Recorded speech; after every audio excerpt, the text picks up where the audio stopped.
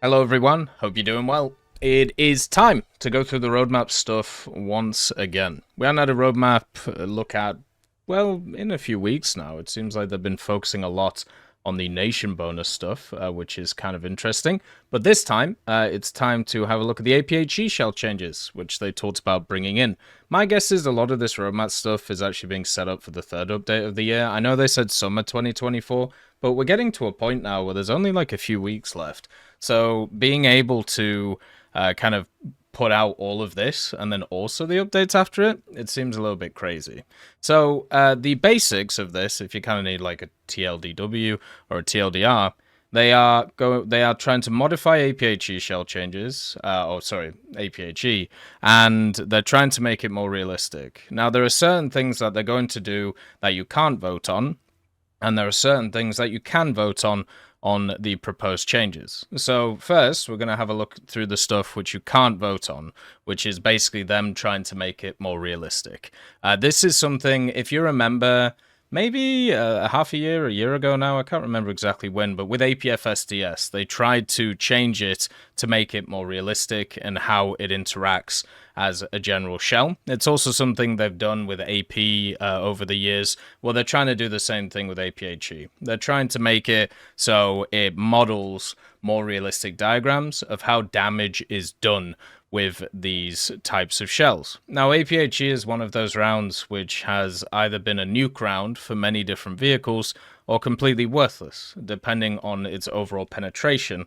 And what they're trying to do now is they're trying to make it a little bit more useful in terms of penetration, because I mean, if you played stuff like Sweden, right? So I know it's going to look a bit skew with, but if you have a look at Sweden, one of the vehicles, like stuff like these vehicles up here, the earlier ones, they have like this standard APE and then also this APHE. If you penetrate, you do a decent chunk of damage with it, but the problem is that penetration. With the new system, it will rely more on that penetration than the explosive mass from how much it can actually go through. So they talk about different diagrams, basically talking about the history behind it and the realism behind it and all of that. But the main thing that they're doing is they're making the penetration of the AP kind of warhead on the APHE penetrate further. So imagine before, if you fired at a vehicle, so for example, I could kind of show you maybe a Sherman, which is right here. So when you penetrate a Sherman with something, what would end up happening is it would probably do a little bit of damage to it in kind of a straight line, but the main damage it's going to do is something like the M61 shot, which has the APCBC and also the APHE on it. It's going to pen and then it's going to explode like this, right? So instead of this, what it's going to do is it's going to act more like a standard AP, where it's going to penetrate through, and then it's going to go in a straight line, and then do more damage going through, and then explode in fragments across. So that's one of the first things they're trying to set up. They're trying to make it so the warhead of the AP actually does more damage in a straight line. Now, this also means that there are other issues with the round, because if they just decided to do that, it would just be a mega round, which it kind of already is with a lot of vehicles, but it would be, you know, kind of nuts. So they give an example of this, basically the whole doing more damage in a straight line. For some reason, they use the ASU-57 for this. So this is what happens with the ASU-57 on the Tiger, if you shoot that flat plate, which is where you should always shoot a Tiger, by the way, if you're able to. This is before the change, and then this is after. So you can see these two are knocked out, plus the engine in the back, whereas on the before one, it didn't even penetrate going forward. So the actual round itself did not get to the engine, but it did more damage to the crew around where it went. So with the change, it will penetrate way further into the vehicle, and therefore destroy more stuff in a straight line, right? So that's one of the changes. Now, they're going through with that one. They've said that you're not going to be able to vote on that. That's just going to happen, okay? Because they want it to be as realistic as possible. They're also increasing the small fragments for APHE, meaning that it does more damage. But once you see the diagrams, you'll see what it means by, kind of more damage. So basically, the high explosive damage from the APHE shells will remain. It causes relatively little damage, affects the crew and modules inside the tank, and has a damage zone in the form of a sphere around the destination point. So this is the high explosive part. Previously, we've talked about the AP. This is what's going to happen with the HE. So the best way of showing this is they use realistic diagrams to show this, but the actual in-game ones. So this is the round from the T-54, the BR-412D. It's an APHE, good penetration, and this is what it did previously. So it would penetrate through the plate, and then it would do an average amount of damage all around. This meant that with this APHE, if you penetrated a target, it just went boom. Right? And this also meant that you could shoot at extremities.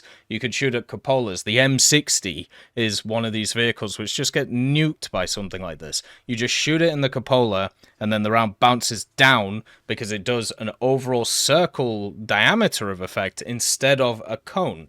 Now, this is what they're bringing it to. This is what they want to do. So in a straight line, as we talked about, once it penetrates through, it will do more damage than it did previously. And also, you get the explosive effect, which is this circle here, okay? But in the extremities, in the angles, which are this way, and then even down and up, you do a lot less damage. So the idea is to take APHE and make it basically work much more similarly to AP and APC-BC in the game, but still have that explosive effect, which means it does more damage. So instead of it being a nuke round, which is what it is now for a lot of vehicles, especially in the mid-tiers for stuff like the T-34s, IS-2s, and all of these things, instead, you would actually have to place your shots because the round won't just randomly, nuke everything. They show it here with the cupola, right? I don't know why, but for some reason in the example, they've used a tiger shooting at a tiger. Would have been better to show, the T-34 or something.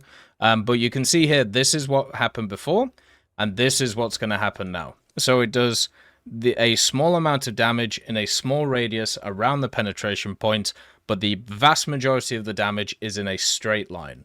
So you won't be able to nuke Tigers or M60s or anything like that in the way that you used to.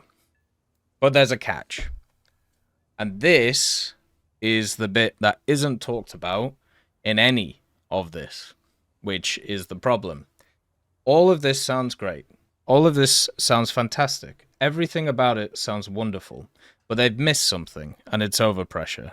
Overpressure is one of the reasons why aiming at those areas with rounds like this works so well. If you have an X amount of explosive filler in your round and you shoot a target with that, it will just annihilate the whole vehicle. So if that doesn't change, if they don't change how overpressure works with APHE rounds or anything like that, what ends up happening is nothing will really change with the problem vehicles that they're trying to fix. And instead, it will just nuke the vehicles that are already there.